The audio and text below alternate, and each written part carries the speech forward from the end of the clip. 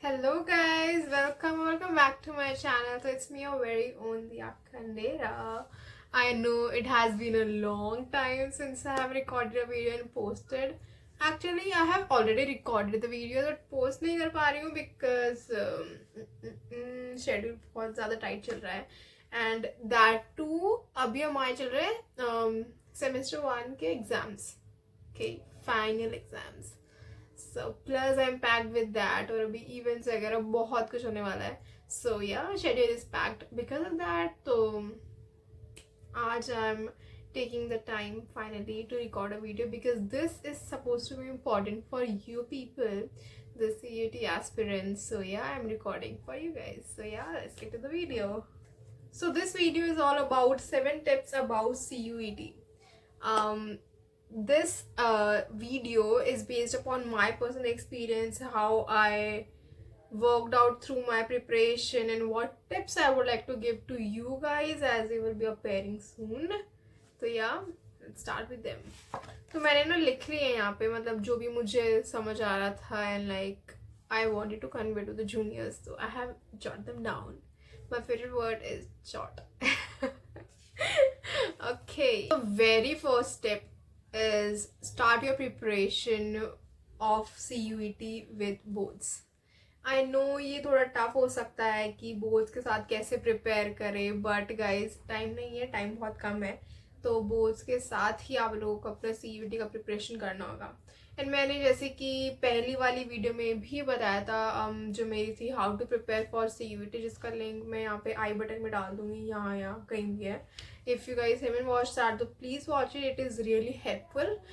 तो उसमें भी मैंने मेंशन किया था ये बात कि आपको कैसे अपना टाइम का बाइफर्केशन करना चाहिए और कितना आपको CUET के लिए देना चाहिए हर दिन में से और कितना फिर आपको उस हिसाब से बोर्ड्स के लिए देना चाहिए. तो मतलब मैंने उसमें भी ये नहीं बताया था कि आपको हार्ड एंड फास्ट रूल है कि हाँ आपको इतना ही देना है, आप उससे ज़्यादा भी दे सकते हो, उससे कम भी दे सकते हैं, as per your mind game, your आपको जैसे लग रहा है कि आपको हाँ आपको अपने खुद पे भरोसा होना चाहिए कि मैं कर लूँगी या मैं कर लूँगा. राइट, ये होता है ना कि हाँ भाई मुझे पता है मेरी इतनी कैपेबिलिटी है, मैं इतना कर सकती हूँ एक दिन में, इससे ज़्यादा मैं एक्सीड नहीं कर सकती हूँ, है ना, या लास्ट मोमेंट में मैं इतना कवर कर लूँगी. तो hope you guys are understanding my point by saying this, right. So आपको प्रिपरेशन स्टार्ट कर देनी है, दोनों की साथ में क्लस्टर में चलना है. ये नहीं कि बोर्ड्स ख़त्म हो जाएंगे तो उसके बाद हम अपना CUET का चालू करेंगे, नहीं.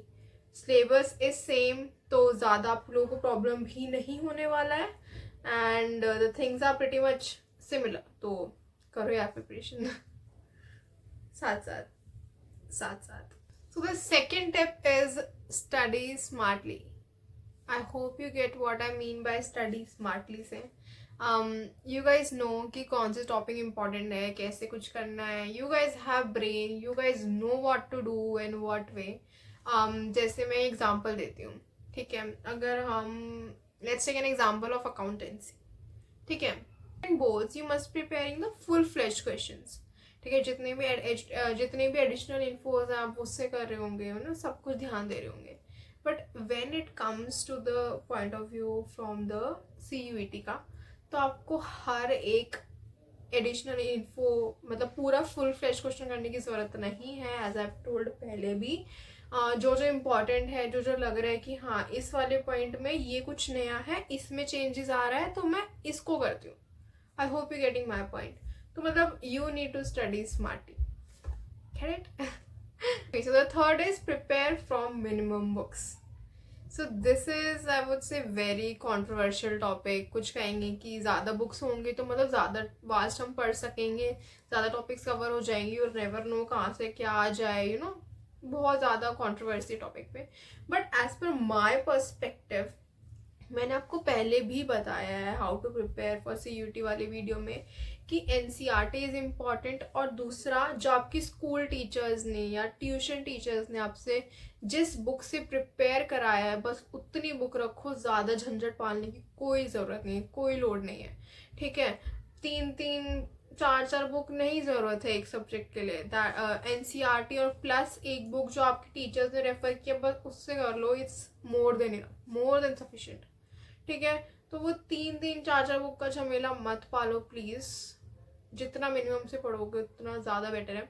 And why I am saying this because सबसे पहला पैसे बर्बाद ना करो, ठीक है. और दूसरा कि मोर और less the books are same. उसमें कुछ लाइनें चेंज होंगी, other than that everything is written same.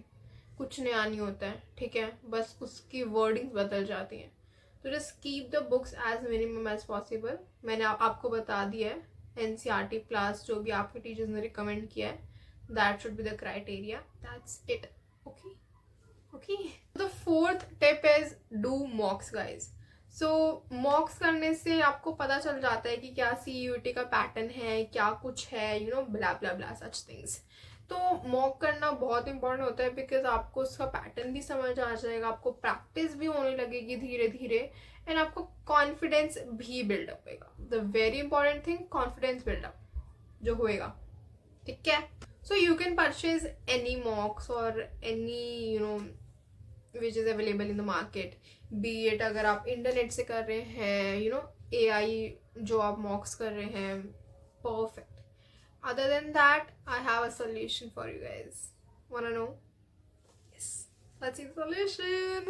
So the help from my side to you guys is the recommendation that I can give कि ये वाली book purchase कर लो, वो कर लो. That's all I can do. पढ़ना बाकी आपको है. So I am doing my part from my side. So I personally liked these Oswal wali books as I have mentioned in my previous videos as well कि I studied from them and I like them. Yeah. So let me show you why I liked these. So suppose हम ये वाली book खोल रहे थे, that is question bank of GT का, general awareness का, logical reasoning. तो what I like in this, let me tell you that. The best part about this book is कि इसमें सैम्पल पेपर जो हमारे वाले शिफ्ट में आए थे which was 2022, तो उसके भी उन्होंने सैम्पल पेपर दे रखे हैं, that too with solutions. Great. When you move further, the actual syllabus of logical reasoning is there, ठीक है.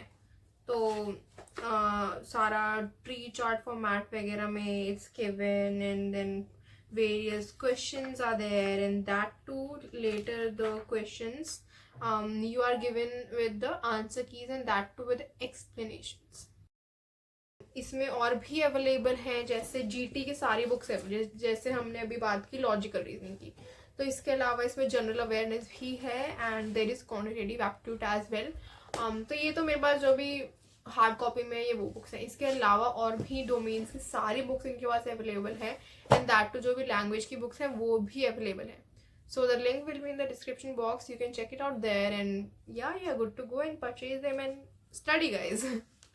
So apart from these, I have one more amazing thing.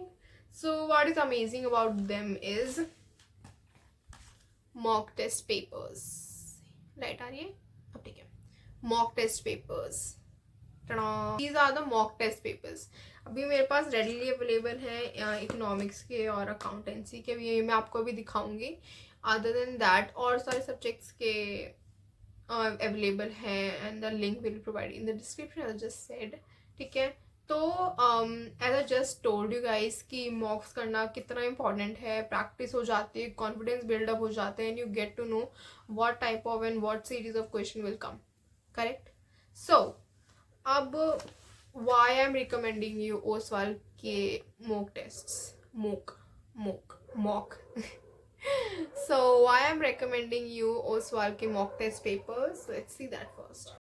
तो सबसे पहले हम इनके कंटेंट वाले पेज पे जाएं. सबसे पहले उन्होंने दे रखा है सैम्पल क्वेश्चन पेपर. इसमें 10 सैम्पल क्वेश्चन पेपर्स हैं, और फिर उसके बाद इसमें सॉल्यूशंस भी हैं, ठीक है.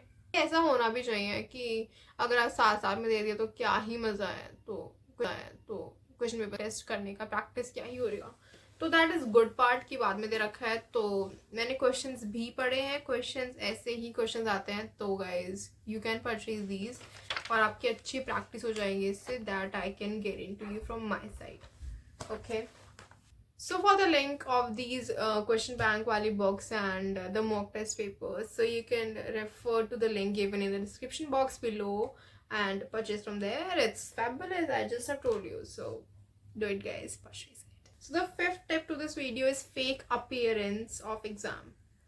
आई नो ये थोड़ा लगेगा कि क्या बकवास कर रही है, इतना टाइम नहीं है हमारे पास कि हम फेक अपीयरेंसेस करें, आई नो गाइस, बट ये करना बहुत ज़रूरी है, मेरे हिसाब से बहुत ज़रूरी है. And why, let me tell you the reason. What happened, मैंने ना मॉक टेस्ट किए थे, ठीक है. I did the mock test but I did the mock test, ठीक है. But what I didn't do is, ऐसे प्रैक्टिस करना, फेक एग्जामिनेशन टाइप बैठना. So what happened in accountancy exam के, मेरा एक साथ में 3 घंटे का पेपर था, ठीक है, जिसमें पूरे टाइम स्क्रीन के सामने बैठना था, कैसे कैसे करना, ठीक है. तो मतलब वो थोड़ा टायरिंग हो रहा था.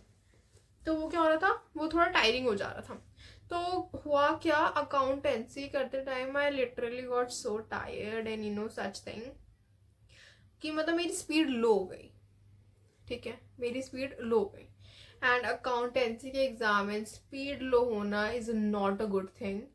तो जिस वजह से like I got time shortage at the end. तो मैंने बहुत ही जल्दी जल्दी में अपने क्वेश्चंस के सॉल्व किए, हड़बड़बाजी मचा दी थी मैंने.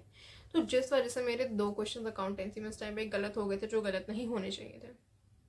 So that is the reason why I just told you guys कि फेक प्रैक्टिस करो, फेक अपीयरेंस, बैठो एग्ज़ाम देने तरीके से बैठो, ठीक है. और जो रिकमेंडेशन है, बीट बोर्ड्स और बीट CUT दोनों में काम आएगी. You can do that, it is helpful. बाकी आप लोगों की मर्जी है, okay. Then the 6th tip is analyse your mistake. जैसे कि मैंने आपको बताया, आपको मॉक्स करने हैं, प्रैक्टिस करनी है. सो यू गाइज नो कि आपके वीक पॉइंट्स क्या हैं, करेक्ट. आप प्रैक्टिस कर रहे हैं, सब पेपर्स वगैरह कर रहे हैं, आपको पता है आपके वीक पॉइंट कहाँ क्या है, आप कहाँ गलत जा रहे हैं, ठीक है. तो एनालाइज योर मिस्टेक्स. ये नहीं कि आप पेपर करते जा रहे हैं, हमें तो दिया दी ने प्रैक्टिस करने के लिए बोला था तो हम बस प्रैक्टिस कर लगते हैं, ऐसा नहीं करना है guys. Babies, you don't need to do that.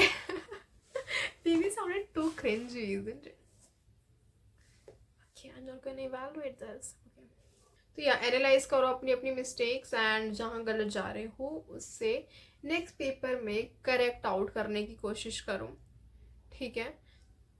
इससे ही रेलेवेंट मेरा 7th and the last tip होने वाला है इस वीडियो का, that is maintain small notebook और whatever sort of thing.